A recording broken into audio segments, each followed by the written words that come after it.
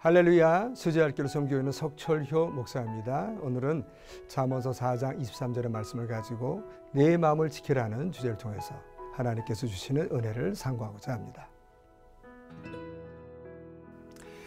모든 지킬 만한 것 중에 더욱 너의 마음을 지키라.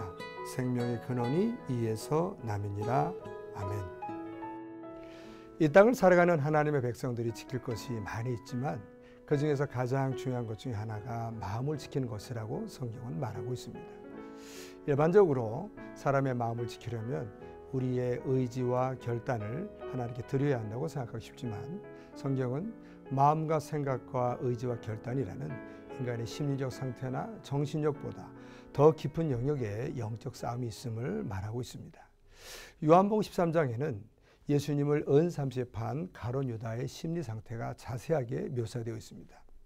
우리는 일반적으로 예수님의 제자 중에 가룟 유다가 예수를 팔았다까지는 잘 알고 있지만 왜 12명의 제자 가운데 가룟 유다만이 예수를 팔았을까 하는 데까지는 의문을 품지 않고 있습니다.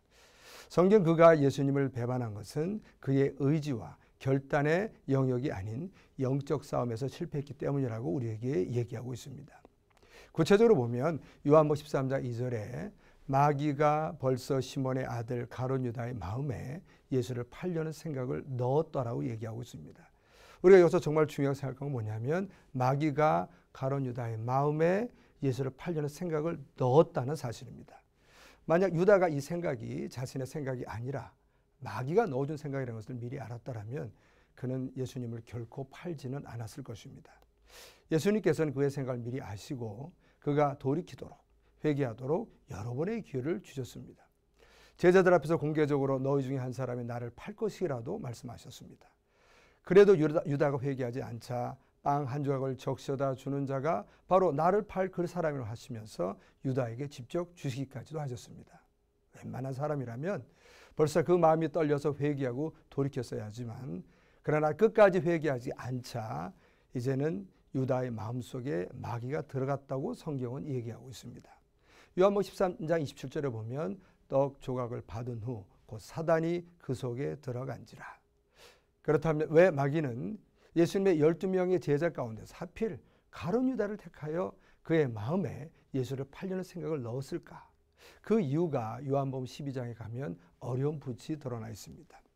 예수님께서 베다니에 살고 있는 나병 환자 시몬의 집에 베풀었던 잔치에 참여할 때 나사로의 누이 마리아가 순전한 나드 옥합을 깨어 예수님의 발에 붓고 머리털로 씻을 때에 그때 보여줬던 유다의 반응을 보면 쉽게 알 수 있습니다. 요한복음 12장 4절 보시면 제자 중 하나로서 예수를 잡아줄 가룟 유다가 말하되 이 향유를 어찌하여 300데나리온에 팔아 가난한 자들에게 주지 아니하였느냐. 아니 이렇게 말하면 가난한 자들을 생각함이 아니요 그는 도둑이라 돈꾀를 맞고 거기에 넣는 것을 훔쳐가미라라고 성경은 증언하고 있습니다. 예수님의 12제자 가운데 가룟 유다가 평소부터 돈에 대한 관심이 제일 많았고 욕심이 많아서 돈꾀에서 몰래 돈을 훔쳐갔던 도둑이었습니다. 그는 자신의 절도 행각이 드러나지 않았다고 판단하여 회개하지 않고 그 죄를 지속하자 그 죄를 틈타고 마귀가 은삼십에 스승을 팔려는 생각까지 그의 마음에 넣었던 것입니다. 가룟 유다의 마음에 예수를 팔려는 생각을 집어넣었던 마귀는 오늘날에도 존재하며 우리 신자들의 마음속에 죄된 생각을 집어넣고 있습니다. 그래서 베드로전서 5장 8절에 우리에게 이렇게 권면합니다. 근신하라 깨어라 너희 대적 마귀가 우는 사자같이 두루다니며 삼킬 자를 찾나니 너희는 믿음을 굳건하게 하여 그를 대적하라.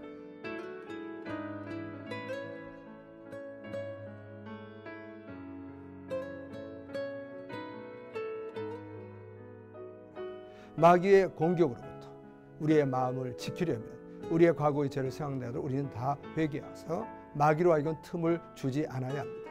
그리고 내 생각이 성령이 기뻐하는 생각이 아니라면 우리는 과감하게 예수의 이름으로 대적하여 우리의 마음을 지키는 그런 은혜가 우리 가운데 넘치기를 주의 이름으로 축복합니다. 감사합니다.